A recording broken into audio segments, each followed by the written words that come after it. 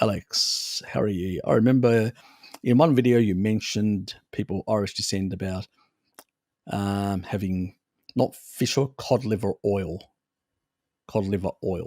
not fish oil. Could you explain this? Mum is Irish, and Irish get milk, white, blue eyes. Yeah, cod liver oil. It's the retinol. They can't convert beta carotene, the carotenoids, and even muscle meat has carotenoids. So it does have the fat does have retinol, but it also has carotenoids. In particular, when the actual it's like grazing on grass, you will get some of the carotenoids in the fat of the animal.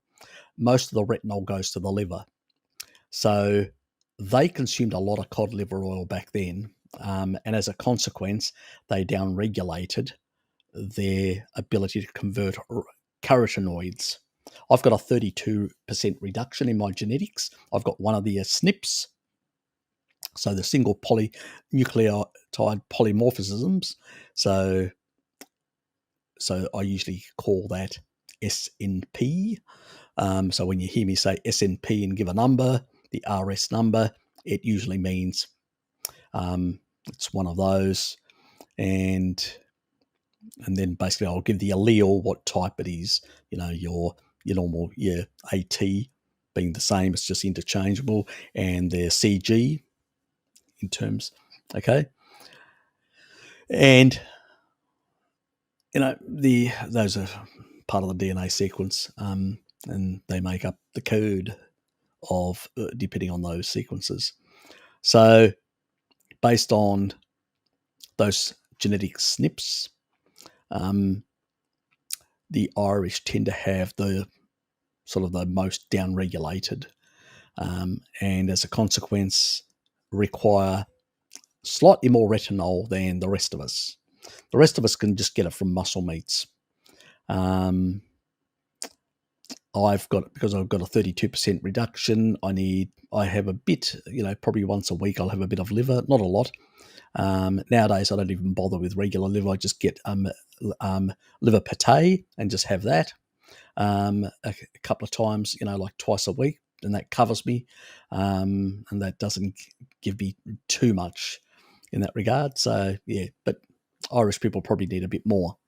So the only cod liver oil, if people are going to go down that pathway, would be the Rosita one, because the way it's processed is cold pressed and all that, and you've got to put it in the fridge to basically prevent it from oxidizing and becoming rancid over time, because all oils, even with clean extraction, if you keep them out, they will become problematic. They need to be kept in a cool place to slow down the oxidation in that way.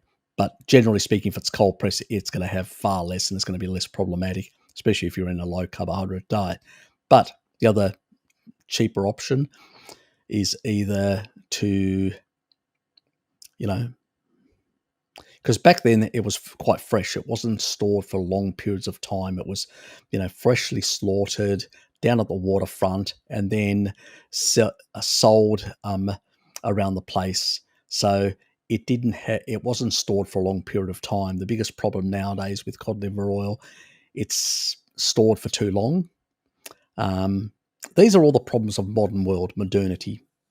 How to basically put a product, have it there available from whenever people need it. And it's, part of the situation. I don't have a solution. I'm not that powerful to control the food supply to work out a solution. But, another thing is eating more eggs, which are a very good source of retinol. So that's another way she can basically eat more eggs, and that will also give a high quality protein, which probably will help her in the long run in terms of sarcopenia, osteoporosis, and things like that. So, there are options, so to speak, Alex. There are options, but definitely do not consume any rancid fish oil. They are bad, all of them. I haven't come across one that's actually good. And you can get all your DHA from eating fish and grass-fed animals.